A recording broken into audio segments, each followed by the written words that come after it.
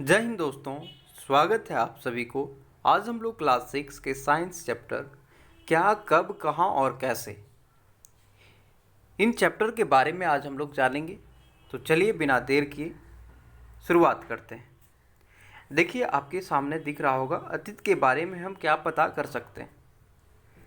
तो सबसे पहले हम लोग जानेंगे कि आखिर अतीत क्या होता है। यानी कि जो बीत गए समय है, बीते हुए समय को हम लोग अतीत कहते हैं। तो उसके बारे में हम क्या जानेंगे। तो अतीत के बारे में हम बहुत कुछ जान सकते हैं, जैसे लोग क्या खाते थे, कैसे कपड़े पहनते थे, किस तरह के घरों में रहा करते थे।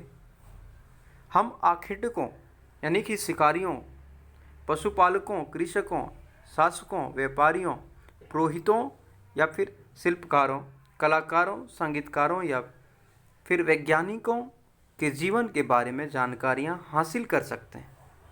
तो देखिए, शिल्पकारों क्या होता है। तो देखिए, पत्थर में अपना कलाकारी करे यानी कि आकृतियाँ बनाए, उसे हम लोग शिल्पकारी कहते हैं। और वैज्ञानिक के जीवन के बारे में जानकारियाँ हासिल भी कर सकते हैं। यही नहीं, हम ये भी पता कर सकते हैं कि उस समय के बच्चे कौन से खेल खेला करते थे, कौन सी कहानियाँ सुना करते थे, कौन से नाटक देखा करते थे या फिर कौन से गीत गाते थे। तो समझ गए कि अतीत के बारे में हम लोग क्या जान सकते हैं। कौन से खाना खाए होंगे, कौन से नाटक देखे होंगे, कौन से गीत सुनते थे, कौन से कहानियाँ सुनते थे। इन सभी चीज़ों के बारे में हम लोग आज जान गए। उसके बाद देखिए, लोग कहाँ रहते थे।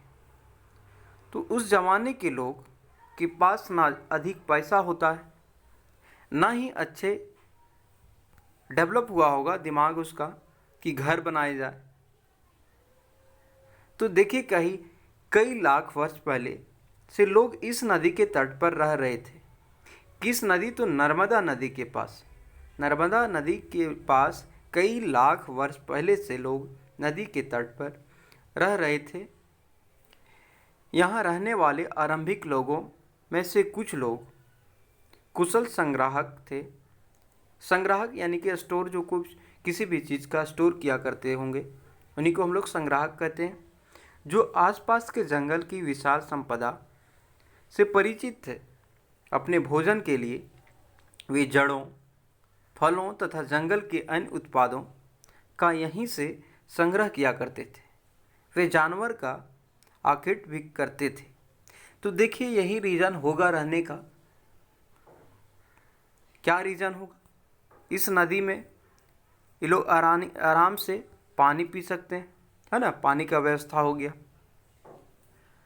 अगल बगल जंगल होगा, जंगल में कुछ जानवर भी होंगे।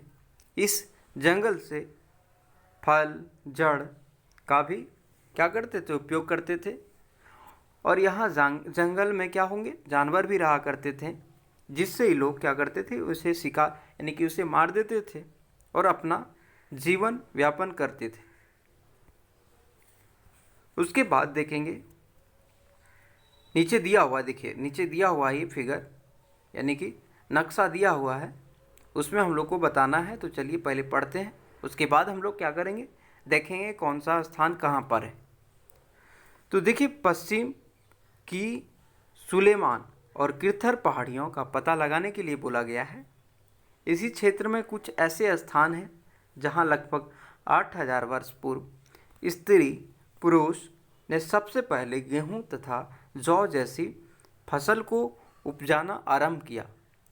तो अगर देखिए, मानव के द्वारा सबसे पहले उगाई गई फसल कौन सी है? तो ना धान है, तो सब कौन है? गेहूं है और जौ है। अगर पूछा जाए कि मानव के द्वारा सबसे पहले उगाई गई फसल कौन से है, तो आप क्या बताएंगे? गेहूं और जौ, ना कि धान बताएंगे। गेहूं और जौ जैसी फसल को उपजाया गया।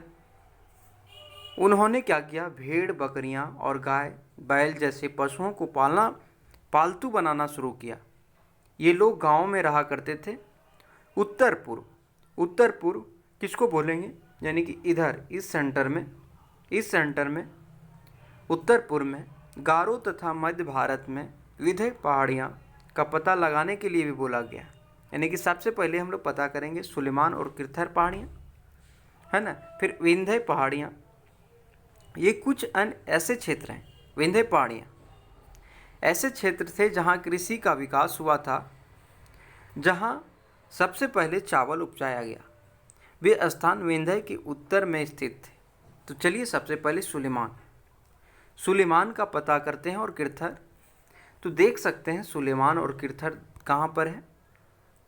तो सुलेमान और किरथर इस नक्शे में देख सकते हैं। देखिए ये सुलेमान हो गया और ये किरथर हो गया।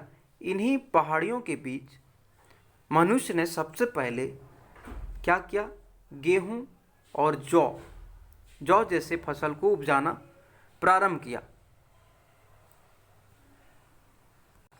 यही दो पहाड़ियां हैं, किरथर और सुलेमान। इन्हीं दो पहाड़ियों के बीच मनुष्य ने क्या किया, जौ और गेहूं को उपजाना शुरू किया। उसके बाद देखिए किरथर हम लोग देखेंगे। तो किरथर कहाँ पर है, विंध्य पहाड़ियाँ। किरथर तो हो गया, विंध्य पहाड़ियाँ देखिए कहाँ है, विंध्य पहाड़ियाँ। इन्हीं के बीच क्या करते थे, मनुष्य ने चावल लगाना शुरू किया, यानी कि चावल का फसल जो है उसे शुरू कर दिया। इस नक्शे में हम लोग जान गए किरथर, सुलेमान और विंध्य पहाड़ियाँ। अब देखिए अगले टॉपिक की ओर बढ़ते हैं। देखिए क्या है कि मानचित्र पर सिंधु तथा इसकी सहायक नदियाँ का पता लगाने के लिए बोला गया है। सहायक नदियाँ उन्हें कहते हैं, तो किन्हें कहते हैं सहायक नदियाँ, उन्हें कहते हैं जो एक बड़ी नदी में मिल जाती है लगभग 4700 वर्ष यानी कि 4700 वर्ष पूर्व। इन्हीं नदियों के किनारे कुछ आरंभिक नगर फले फूले। गंगा व उसकी सहायक नदियाँ के किनारे तथा समुद्र तटवर्ती इलाकों में नगरों का विकास लगभग 2500 वर्ष पर पूर्व हुआ। अब देखिए गंगा तथा इसकी सहायक नदियाँ। गंगा तथा इसकी सहायक नदियाँ सोन का पता लगाने के लिए बोला गया है। तो चलिए पहले पता करते हैं गंगा और उसकी सहायक नदियाँ। तो देखिए गंगा कहाँ पर है, सहायक नदियाँ गंगा, देखिए गंगा यहाँ पर है। यहाँ पर क्या है, गंगा है, और देखिए सहायक नदियाँ यही है। चलिए पता चल गया। अब हम लोग पढ़ते हैं गंगा तथा इसकी सहायक नदियाँ। सोन का पता लगा लिया हम लोग। अब गंगा के दक्षिण में इन नदियों के आसपास का क्षेत्र प्राचीन काल में मगध, वर्तमान में कहाँ है, बिहार में है, नाम से जाना जाता था। इसके शासक बहुत शक्तिशाली थे और उन्होंने एक विशाल राज्य स्थापित किया था। देश के अन्य हिस्सों में भी ऐसे राज्यों का स्थापना की गई थी। लोग ने सदैव उपमहाद्वीप के एक हिस्से से दूसरे हिस्से तक यात्रा की।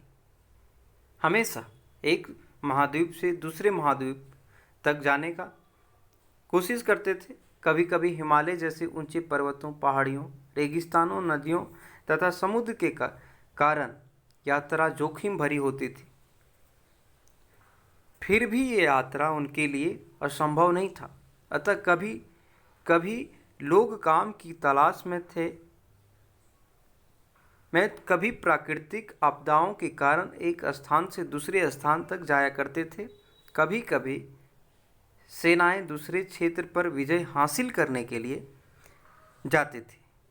इसके अतिरिक्त व्यापारी कभी काफिले में तो कभी जहाज़ों में अपने साथ मूल्यवान वस्तुएं लेकर एक स्थान से दूसरे स्थान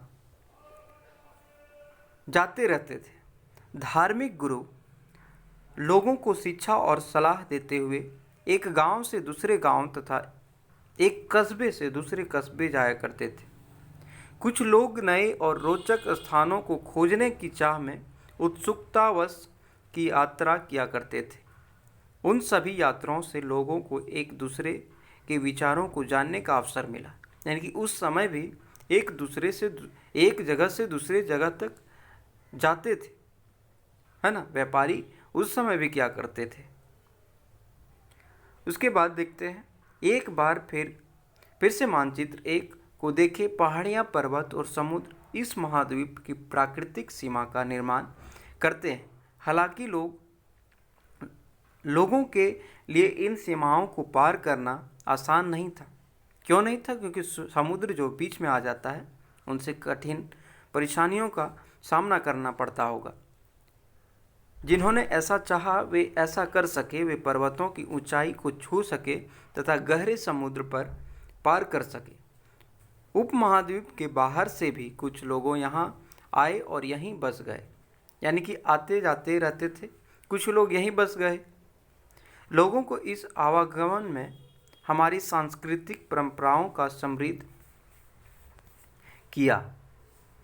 देखिए, कई सौ वर्ष से लोग पत्थर को तराशने, संगीत रचने और यहाँ तक कि भोजन बनाने की नए तरीके के बारे में एक दूसरे के विचारों को अपनाते रहे कई साल पहले।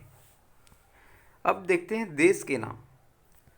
देश के नाम अपने देश के लिए हम प्रायः इंडिया तथा भारत जैसे नामों का प्रयोग करते हैं।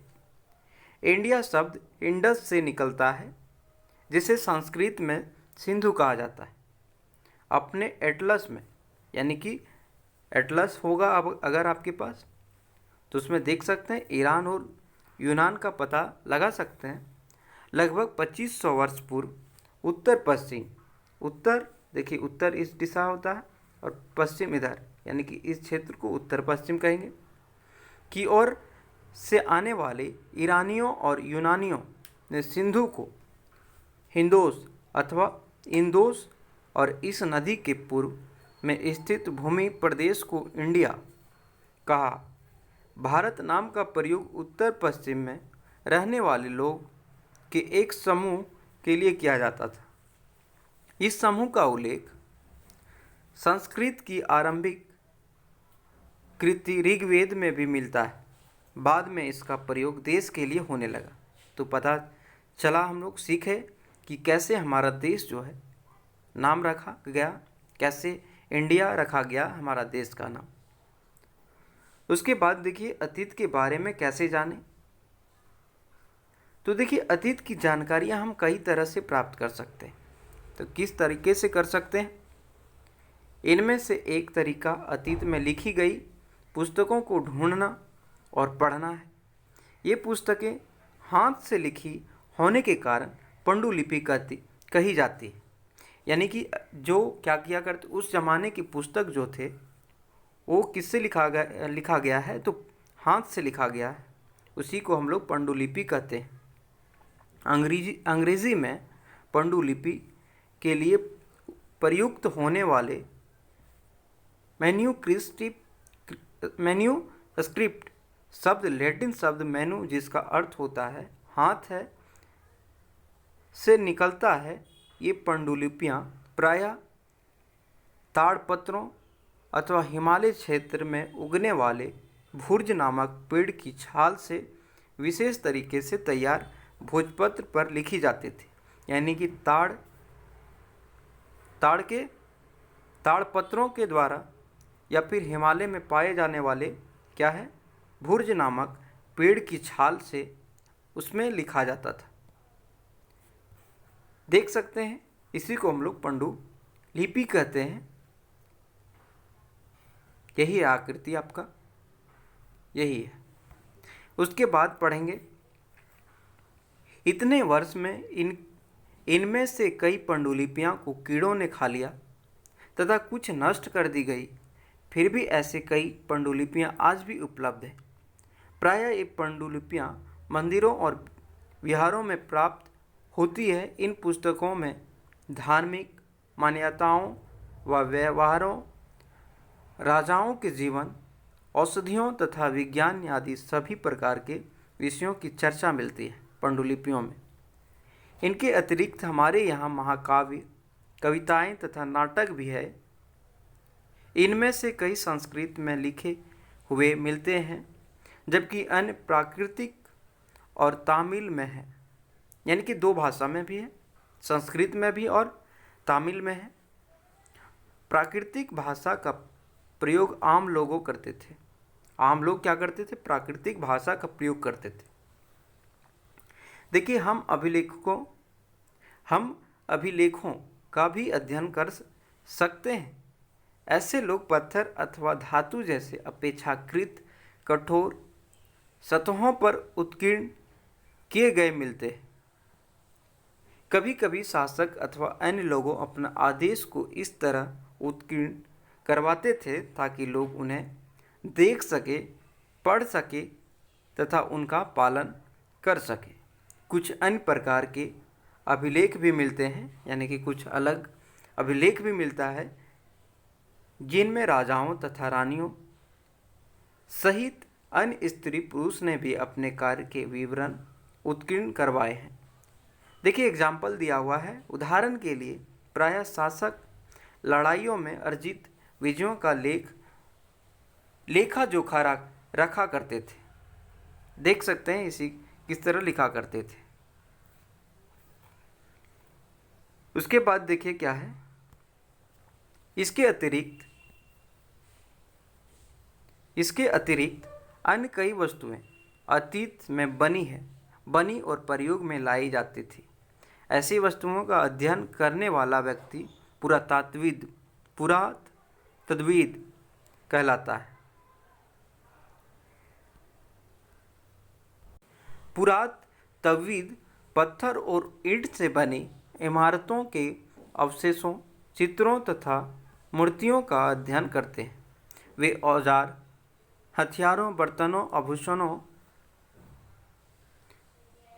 देखिए किस तरह का है आकृति, तथा सिक्कों की प्राप्ति के लिए छानबीन तथा खुदाई भी करते थे। इनमें से कुछ वस्तुएं पत्थर, पक्की मिट्टी तथा कुछ धातु की बनी हो सकती है। ऐसे तत्व कठोर तथा जल्द नष्ट न होने वाले होते हैं। देखिए, पुरातत्वविद जानवरों, चिड़ियों तथा मछलियों की हड्डी भी ढूंढते हैं, जिससे उन्हें यह जानने में भी मदद मिलती है कि अतीत में लोग क्या खाते थे। वनस्पतियों के अवशेष बहुत मुश्किल से बच पाते हैं। यदि अन्न के दाने अथवा लकड़ी के टुकड़े जल जाते हैं तो वे जले हुए रूप में बचे रहते हैं। उसके बाद देखिए टॉपिक अगला है, क्या पुरातत्वविद को बौद्ध कपड़ों के अवशेष मिलते हैं? तो पांडुलिपियों, अभिलेखों तथा पुरातत्व से ज्ञान जानकारियों के लिए इतिहासकार प्रायः स्रोत शब्द का प्रयोग करते हैं। इतिहासकार उन्हें कहते हैं जो अतीत का अध्ययन करते हैं, यानी कि इतिहासकार उन्हीं को कहेंगे, यानी कि बीते हुए समय को अध्ययन करते हैं, उसे हम लोग इतिहासकार कहते हैं। स्रोत के प्राप्त होते ही अतीत के बारे में पढ़ना बहुत रोचक हो जाता है, क्योंकि इन स्रोतों की सहायता से हम धीरे धीरे अतीत का पुनः निर्माण करते जाते हैं। अतः इतिहासकार तथा पुरातत्वविद उन जासूसों की तरह है जो इन सभी स्रोतों का प्रयोग सुराग के रूप में कर अतीत को जानने का प्रयास करते हैं। उसके बाद देखिए अतीत एक या अनेक। यहाँ अतीत शब्द का प्रयोग बहुवचन के रूप में किया गया है। देखिए एक वचन है या बहुवचन है? एक वचन है या बहुवचन है? अगर पूछा जाए कि अतीत एक वचन या बहुत, तो अतीत शब्द का प्रयोग बहुवचन के रूप में किया गया है। ऐसा इस तथ्य क्या है तथ्य की ओर अध्ययन दिलाने के लिए किया गया है कि अलग अलग समूह के लोगों के लिए इस अतीत के अलग अलग मायने थे।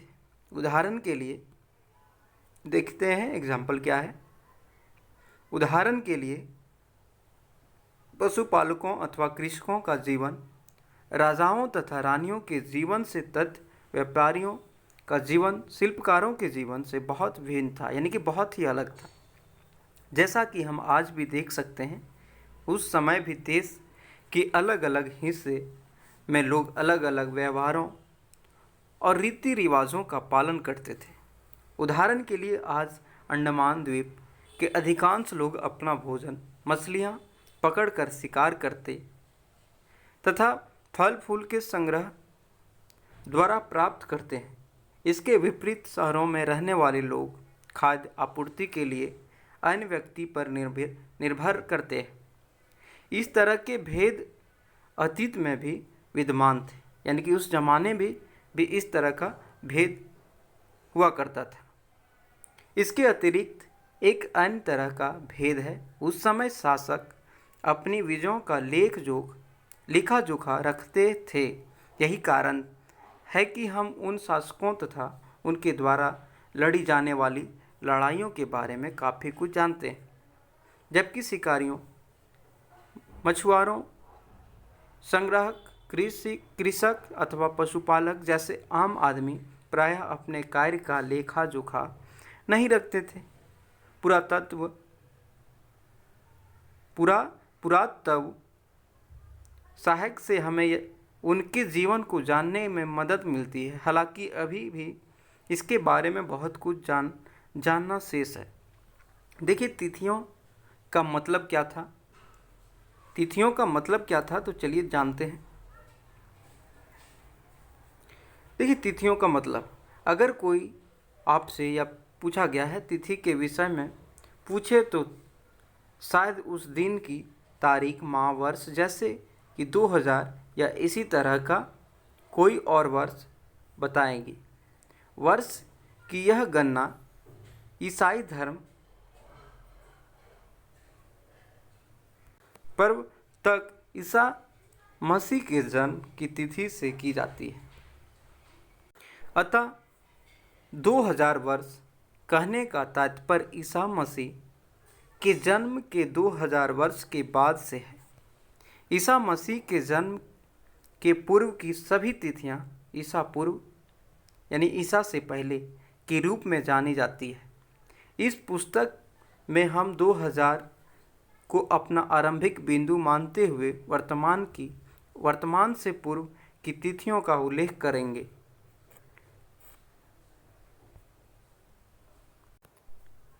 इतिहास और तिथियां। अंग्रेजी में बीसी और हिंदी में बोलते हैं ईसा पूर्व का तात्पर्य बिफोर क्राइस्ट है, ईसा पूर्व होता है। कभी कभी तिथियों से पहले एडी, जिसे हिंदी में ईस्वी बोलते हैं, और यह इसका फुल फॉर्म क्या होता है, एनो डोमिनी नामक दो लैटिन शब्द से बना होता है तथा इसका तात्पर्य ईसा मसीह के जन्म के वर्ष से है। कभी कभी एडी की जगह सी तथा बीसी की जगह बीसी का प्रयोग होता है। सी अक्षरों का प्रयोग कॉमन एरा तथा बीसीई का बिफोर कॉमन एरा के लिए होता है। हम इन शब्दों का प्रयोग इसलिए करते हैं क्योंकि विश्व के अधिकांश देशों में अब इस कैलेंडर का प्रयोग सामान्यतः हो गया है। भारत में तिथियों के इस रूप का प्रयोग लगभग 200 वर्ष पूर्व आरंभ हुआ था। कभी कभी अंग्रेजी के बीपी अक्षरों का प्रयोग होता है, जिसका तात्पर्य बिफोर प्रोजेंट होता है, वर्तमान से पहले। उसके बाद देखते हैं अन्यंत्र। जैसा कि हम लोग पढ़ लिए, अभिलेख कठोर सतहों पर उत्कीर्ण करवाए जाते हैं।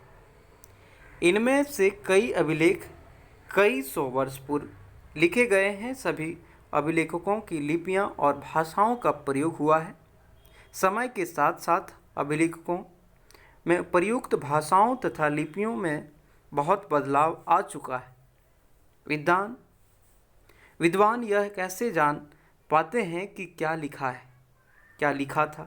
इसका पता अज्ञात लिपि का अर्थ निकालने के लिए प्रक्रिया द्वारा लगाया जाता है। इस प्रकार के अज्ञात लिपि को जानने की एक प्रसिद्ध कहानियाँ उत्तरी अफ्रीकी देश मिस्र में मिलती है। लगभग 5000 वर्ष पूर्व यहाँ राजा रानी रहते थे। देख सकते हैं आकृति। उसके बाद देखिए मिस्र के उत्तरी तट पर रोसेट्टा नामक एक कस्बा है। यहाँ से एक ऐसा उत्कीर्ण पत्थर मिलता है जिस पर एक ही लेख तीन विभिन्न यानी 3 अलग अलग भाषाओं तथा लिपियों में है। कुछ विद्वान यूनानी भाषा पढ़ सकते थे। उन्होंने बताया कि यहाँ राजाओं तथा रानियों के नाम एक छोटे से फ्रेम में दिखाए गए। इसे कारतूस कहा जाता है। इसके बाद विद्वानों ने यूनानियों तथा मिस्रों संकेतों को अगल बगल रहते हुए मिस्री अक्षरों की समानार्थ ध्वनियों की पहचान की, जैसा कि यहाँ एक अक्षर के लिए शेर तथा एक अक्षर के लिए चिड़िया के चित्र बने हैं। एक बार जब यह जान लिया कि विभिन्न अक्षर उनके लिए उपयुक्त हुए हैं, तो वे आसानी से अन्य अभिलेखों को भी पढ़ सके। अगर ये वीडियो आप लोगों को अच्छा लगा, समझ पाए, तो लाइक, शेयर, कमेंट और सब्सक्राइब करना ना भूलें। जय हिंद।